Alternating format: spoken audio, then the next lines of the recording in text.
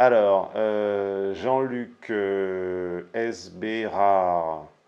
Les femmes qui dénoncent leur harceleur ne s'installent leur appartement une fois ceux-ci raflés par la police.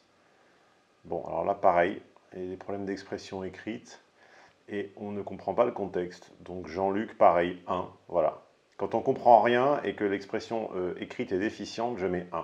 Salut, c'est Stéphane Edouard. Alors aujourd'hui, je vais lire avec vous et noter les meilleurs hashtags balance ton port sur Twitter. Mais juste avant ça, une petite page de pub.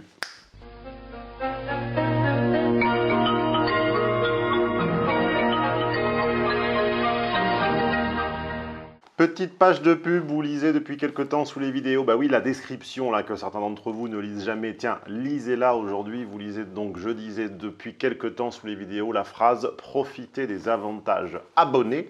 Qu'est-ce que l'abonnement? Bah, ça s'appelle l'abonnement VIP. L'abonnement VIP, ce sont tous mes séminaires toute l'année gratuits. Ce sont des réductions pouvant aller jusqu'à 20% sur tous les séminaires précédents. Ce sont des phone coaching gratuits et illimités, des contenus gratuit et plus piquant, plus dissident que les normaux, c'est l'accès à une messagerie et bien d'autres avantages. Et pour vous encourager et pour vous pousser à abonner et à profiter donc des avantages abonnés pendant tout ce mois d'octobre, tout à partir d'aujourd'hui, donc nous sommes le 17, tout nouvel abonné recevra en cadeau. Oui.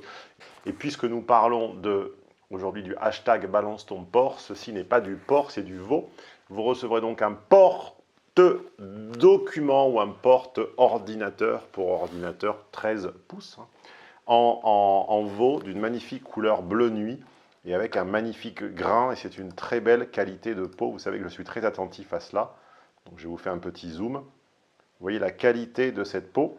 Eh bien ce porte-document made in Italy, made in chez moi, eh bien vous le recevrez donc pour tous les nouveaux abonnés du VIP du mois d'octobre à compter du 17 octobre jusqu'au dernier jour du mois.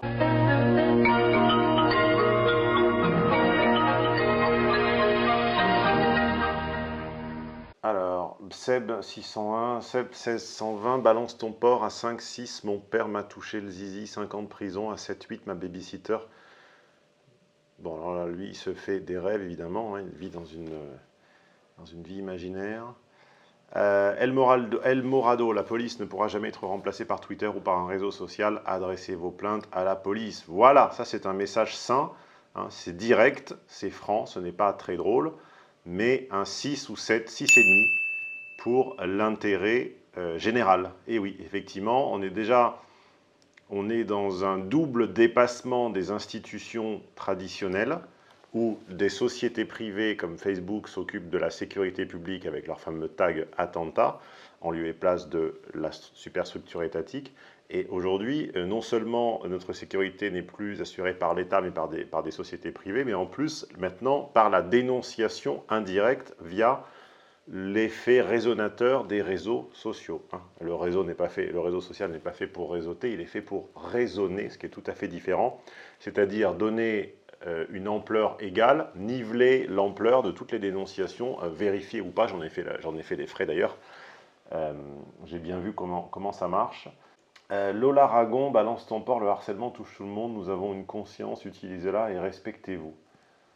Bon alors là, elle a un problème à identifier son moi, puisque dans la même phrase, enfin dans le même tweet, il y a une espèce de déplacement comme ça. Elle est respectivement altercentrée et égocentrée en deux phrases.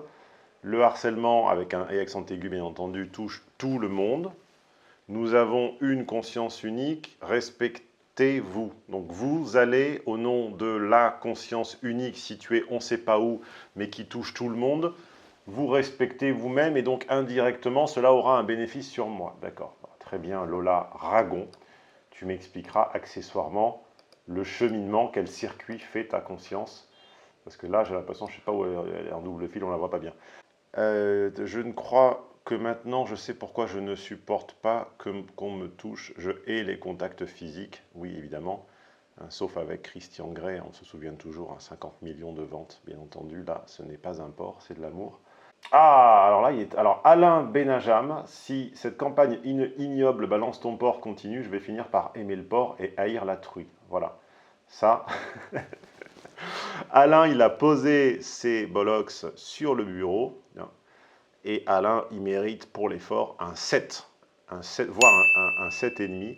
Bah oui, ce que cette campagne de délation est en train de créer chez l'hétéro-binaire de base, c'est effectivement une réaction comme son logiciel, son système pensant, sa machine à penser est faite de façon binaire, évidemment. Quand l'homme en a marre, il finit par haïr et par exécrer l'objet, le sujet à l'origine de l'agression dont il s'estime être la preuve, car l'homme n'a pas cette capacité féminine à se glisser comme une anguille loin du conflit. Quand il s'énerve, il le dit, il dit arrêtez de me casser les couilles. Donc en l'occurrence, Alain Benajam, donc Twitter, Alain Benajam, dit en réponse à cette campagne, à cette unanimité proclamatoire contre les hommes cochons, contre les hommes porcs, il leur dit « je vais finir par vous traiter de truie et vous détester ».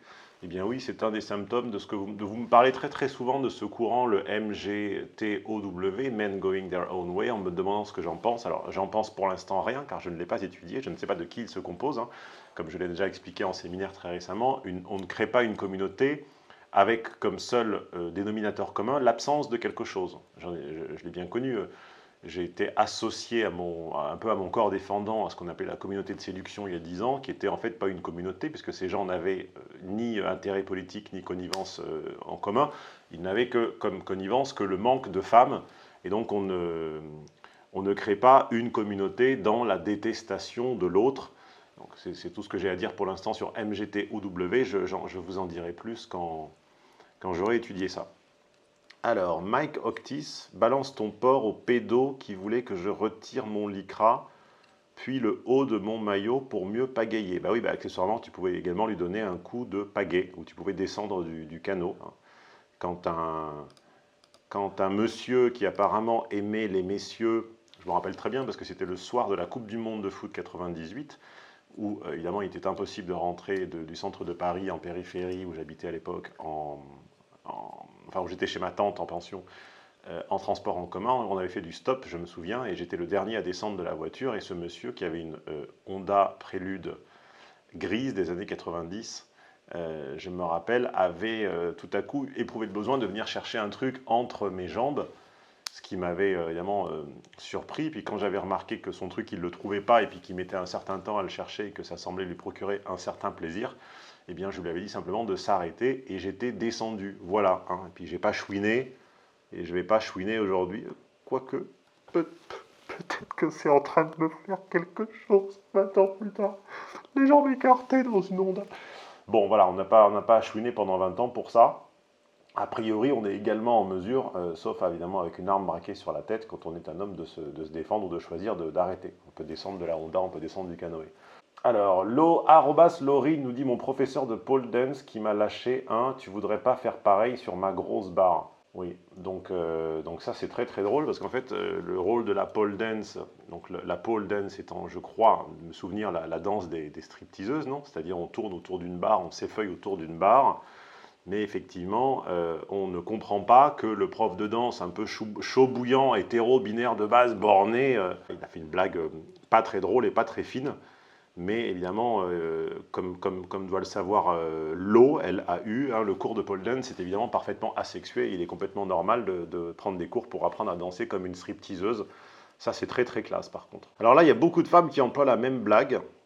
Bon, bah, on connaît de toute façon le côté grégaire de F. On ne hurle pas dans le silence, hein, ce qui serait le vrai courage. On hurle avec la foule. Hein. On dénonce en meute, toujours de façon grégaire. On s'attaque aux ambassadeurs de la communauté opprimante ou soi-disant opprimante, toujours en meute. Et donc là, on se vole un peu les slogans. Donc beaucoup nous disent « Je trouve que balance ton porc, c'est insultant pour les porcs et autres suidés ». Donc ça, c'est Candirine, voilà. Little Spay, je ne sais pas si quelque chose m'est déjà arrivé, ou alors j'en ai pas le souvenir, mais waouh, je vous soutiens. Voilà, donc elle, en gros, elle ressent un sentiment de communauté tripale avec le reste des femmes. Il ne lui est jamais rien arrivé, elle n'a jamais été menacée, elle n'a jamais été agressée, mais par défaut, évidemment, elle se range du côté de l'axe du bien, évidemment. Félicitations à Balance ton porc pour avoir créé une arme de délation massive n'offrant... Ah voilà, très bien. Alors Michel Labelle, parfait. Je te mets un 8, voire 8,5. Michel Mabel, félicitations à hashtag balance ton porc pour avoir créé une arme de délation massive n'offrant aucune garantie de vérité ni de justice. Voilà, tu as un 8, voire un 8,5 et tu aurais eu un 10 si ça avait été drôle. Les remarques graveleuses, alors Sassy Girl, j'ai oublié de donner des notes récemment, pardon. On va se rattraper avec quelques notes. Sassy Girl, balance ton porc, les remarques graveleuses et humiliantes balancées dans la rue, même pour rire, c'est pas drôle, c'est du harcèlement. Alors je suis bien d'accord avec toi, Sassy Girl, donc tu mérites un 7 également.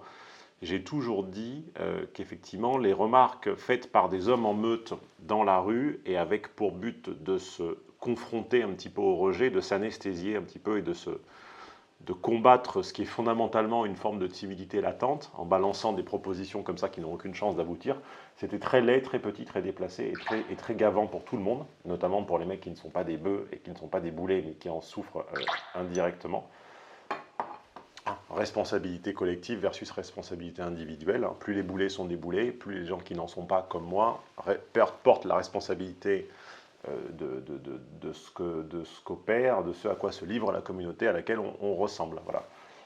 Donc, allez, 7 pour Sassy Girl, qui effectivement a raison. Les remarques grasses dans la rue, il faudra arrêter. Voilà, vraiment que les gens comprennent, que les hommes comprennent qu'il faut arrêter. Mais le problème, c'est que si tu pousses ta logique jusqu'au bout, Sassy Girl, et ta communauté de femmes opprimées, de 30 millions de femmes en France, c'est que quand vous identifiez quelqu'un comme moi qui donne des cours d'intelligence sociale depuis 10 ans et qui apprend aux hommes à repérer, à décoder le langage féminin avec tout ce qu'il inclut par essence de tout ce qui nimbe d'ambiguïté, tout l'imbroglio de contradictions, tout le galimacias de choses qui veut dire une chose et son contraire dans le champ lexical féminin, mais quand quelqu'un le décode et essaie de l'expliquer aux hommes patiemment et calmement, eh bien vous l'insultez. Voilà. Donc maintenant, les hommes ne comprennent rien, mais quand quelqu'un essaie de leur expliquer votre fonctionnement, vous l'insultez, vous le menacez, vous le traitez de tous les noms depuis 10 ans.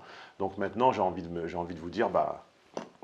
Puisque je suis inutile, puisque je suis un parasite, puisque je m'enrichis sur la souffrance des gens, puisque je ne sers à rien, et puisqu'il faut laisser le naturel s'exprimer, eh bien le naturel de l'homme hétéro-binaire de base, vous le voyez tous les jours dans les insultes qu'ils vous font dans la rue parce qu'ils ne vous comprennent pas.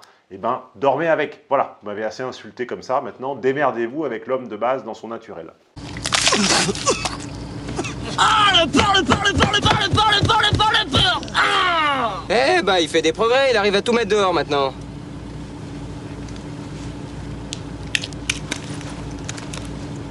Je suis désolé.